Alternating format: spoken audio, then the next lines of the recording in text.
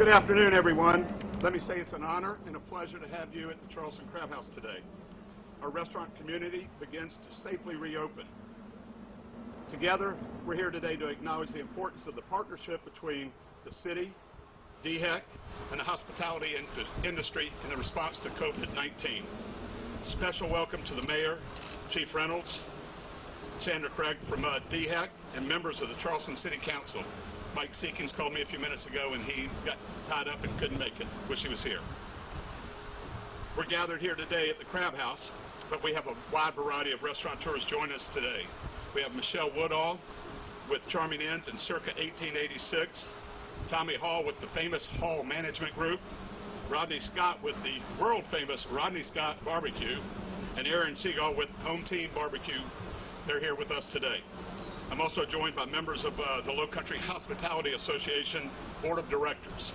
On behalf of the association and our restaurant community, I want to applaud our public officials for the tireless efforts and leadership they've done throughout this pandemic. I also want to extend a special word of thanks to the Charleston City Council members who are here today.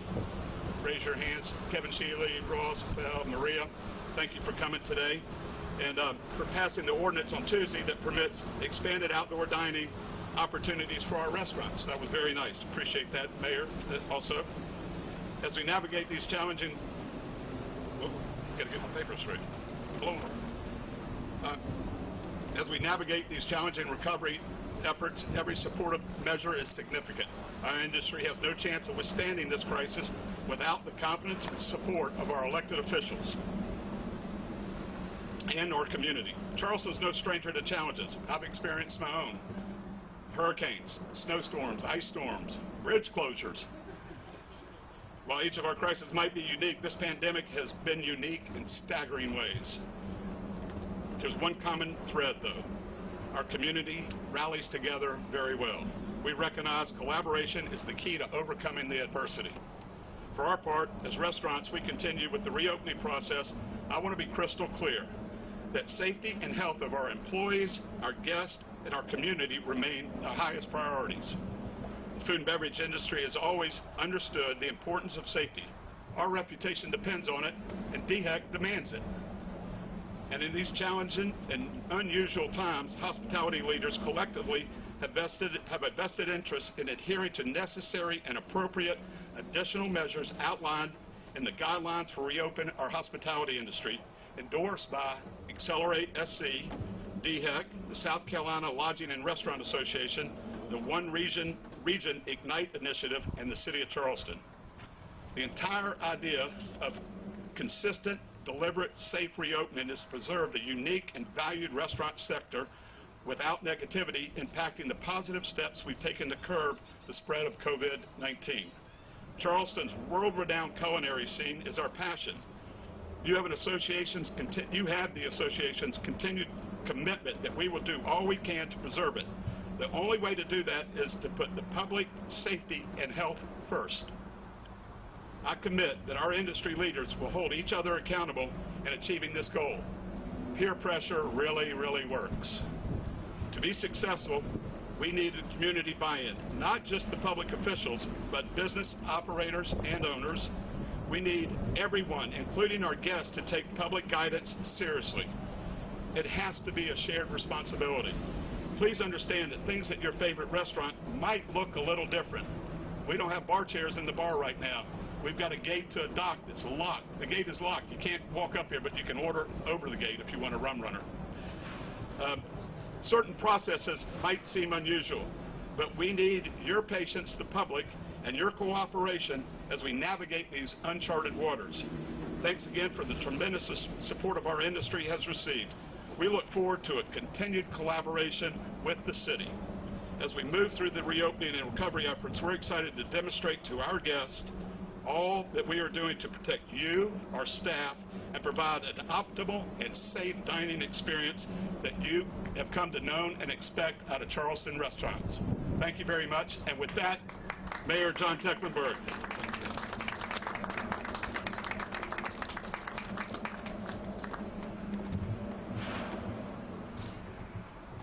Well, thank you, John Keener, and thank you all for being here this afternoon. And what a beautiful day overlooking Wapu Cut, isn't it? So, not to be a Debbie Downer, but when I opened my remarks over the last few weeks, really a couple of months now, regarding COVID-19, I start with the numbers. And globally, you know, we're about at 4.5 million infections with over 300,000 deaths. In the United States, we're knocking on 1.5 million with over 85,000 deaths right now. Cases in South Carolina are now over 8,000, marking 371 of our brothers and sisters that we've lost in the state. And Charleston County is showing 491 cases. And you know, we've been in the 400s for a long time now. And that's because our citizens have been doing a great job. Congratulations to Charleston for keeping the numbers down. We did flatten the curve. And I'll have you know, if you look at the incidence of active cases, that Charleston, Berkeley, and Dorchester counties, the Tri-County region, those 3 counties at the lowest incidence, in the top 7 lowest incidence of all the counties in South Carolina. We've really done a great job.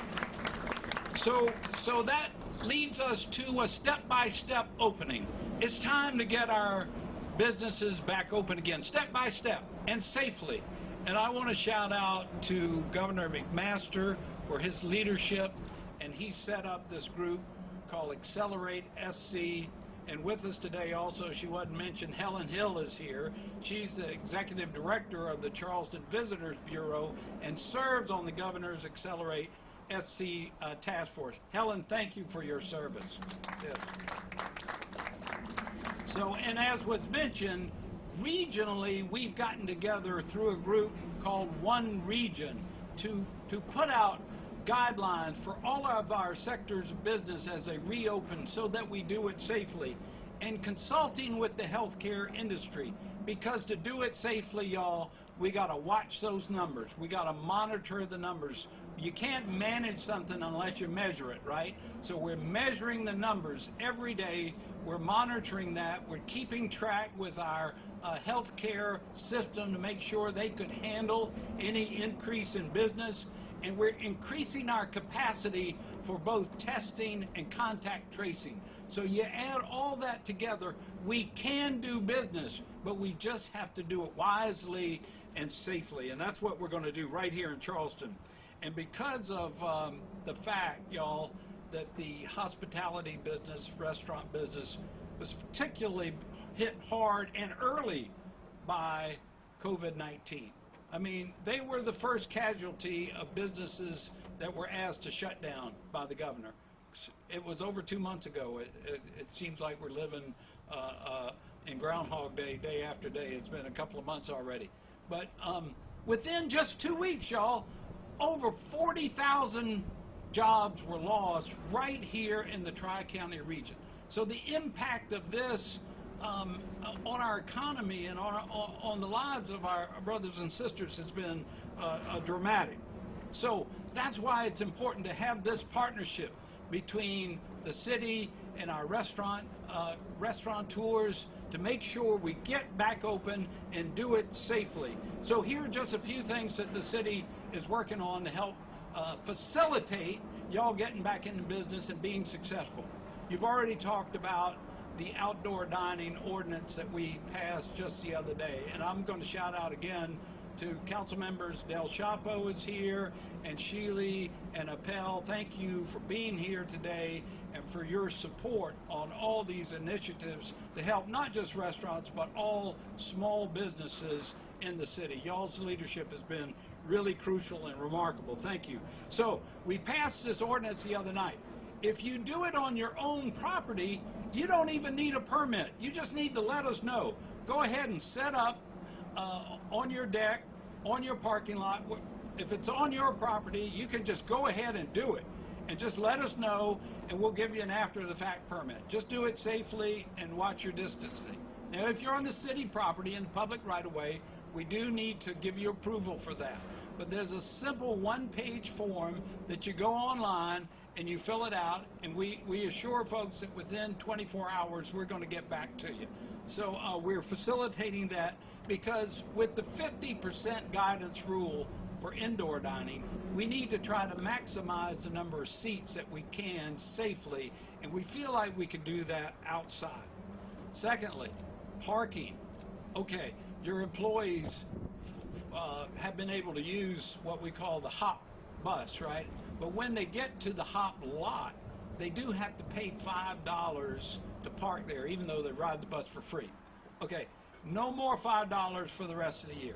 Your employees can park there for free, and we want them to continue to use that service because we want your customers to use the parking spaces on the street. So I know over the last few years there's been some angst about enforcement of the meters. And of course, during the emergency, we haven't been enforcing meters at all in the city of Charleston. We will start again when our official declaration of emergency is over. However, I'm announcing today that through the end of the year, we will not enforce after 6 o'clock of parking meters. And so your customers will be able to freely park and come and enjoy restaurants wherever we have meters. Now, I got to ask y'all, please work with your employees so they're using the other facilities to park and not taking up the parking spaces so that your customers get to use those parking spaces primarily. So if you work with us on that, that would be great. From the very start, we delayed payment of hospitality taxes, and we've now passed a new ordinance that will continue that through the end of June. I think June 20th it is. So I'm asking today also that the restaurateurs that are here today and are participating in this and a few others to join a task force of restaurant industry that will continue to advise the city on how we can work together to safely and strongly get back into business, and also advise the city on any other bureaucratic red tape that we might be able to cut in your behalf in order to make, particularly opening up and getting through the end of this year back in business. So I do want to turn it over next to Chief Luther Reynolds, who's going to talk about enforcement just a little bit. I'll preempt him a little bit by saying that we formed a little task force of city team to go around and just advise and educate restaurant operators and all businesses. We've been doing this for the last really 6 weeks to make sure that folks are properly distancing and have the right equipment and all like that. I will caution that the one thing I feel like we need to be careful about, y'all, is bars. And John, you so wisely mentioned that you've spaced your stools or either taken them away from this bar, because you know, when you're at a table, you can really, you're set in place and you can distance. And we do need to be careful, folks, not just the restaurant owners, but I'm asking our citizens, the public at large, to try to go out and get a good meal. It's fine to get a bottle of wine, but we really don't want to see right now a lot of large gatherings at bars where folks are just mingling together. We don't feel yet that that's a really safe practice, and so let's order from the right side of the menu, as my dad used to say, some expensive item, support our restaurants. They're going to be operating safely. They're going to be working in partnership with the city of Charleston, and I'm so excited about getting back open for business. Now let me turn it over to Chief Reynolds. Thank you all.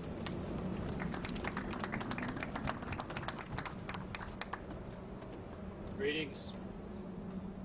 I want to say if we've done really well so far, which I think we have as a state and as a city, we're going to do great in the days ahead starting today. We're going to show the nation how to reopen back up. I'm so excited about doing that. That's what we need, not only our businesses, our communities, and we're going to do it together, just like we've done everything so far. One step at a time. We're going to be responsible, we're going to do it safe, and we're going to be smart about it. And as I look out right now, I see a picture of collaboration and partnership. And I'll tell you, this task force that we put together includes the fire marshals, it includes our livability, it includes our police department, and most importantly, it includes our restaurant and hospitality industry. They've been with us from day one. We're finishing off week 9, and it's been a grind. and it's going to continue to be a grind to get from where we are to where we need to be. But I stand here as a partner, and a big piece that we've talked about from day one is education. Knowledge is power. The government has been given some great guidelines. DHEC has given some great guidelines. We didn't know a lot 8 or 9 weeks ago. We know a lot more now today. We know how we can navigate, how we can reopen, how we can do it safely and responsibly, how we can improve consumer confidence. There's a lot of people that are really scared right now, that are concerned about this and how we go about doing this. We're going to do it right. I am so optimistic, more so today than I have ever been in this process, as we move forward together, as I stand here in this great restaurant, this great city, with this great backdrop. I can't think of a better place to have this conversation about our next steps.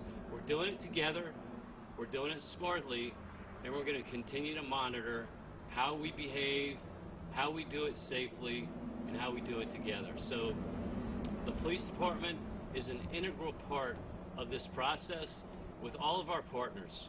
I will tell you, I for one don't miss a meal, and I am very excited about going to my favorite restaurants, and the ones that I've been to already this week are doing it right. It's amazing the discipline. I was just at a restaurant yesterday where they would not allow us to go upstairs on the deck because they had social distancing, and to me, I easily could have gone up there and done it safely, but they metered us. They said, you're going to have to wait until somebody else leaves. That's exactly, I think, what's going to help us as we continue to take one step at a time in the right direction to reopen everything up. So I thank our partners for being here.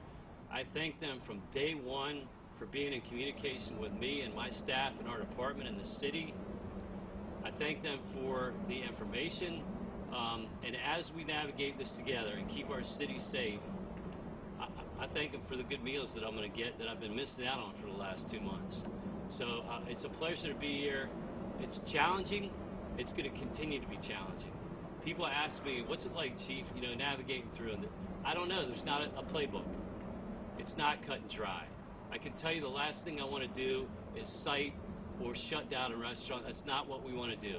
And so we're working in partnership, and I think we're taking some really good, positive, meaningful steps in the right direction. So I stand here very optimistic and very thankful to be a part of this great city and this great effort as we move forward today into another direction, a really good direction.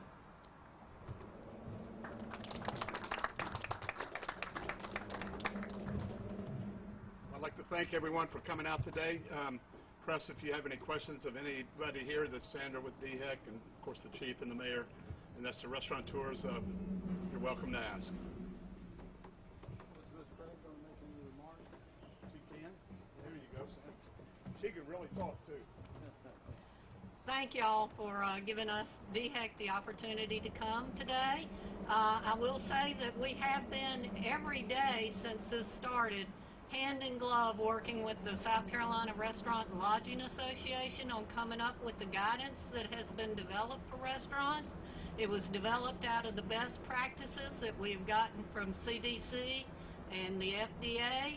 And another thing that we developed that we feel has been extremely beneficial has been our food safety checks, our virtual food safety checks, because these have allowed us to go out and virtually have a face-to-face conversation and walkthrough with a restaurant to give them a checkup on how they're doing, not only on the things that fall under my regulation, the Retail Food Service Establishment regulation, but it has also allowed us to talk to them and give them guidance on social distancing, on all these other things that are in our guidance that are not part of my normal regulatory duties, that I can't enforce because they're not part of our regulation.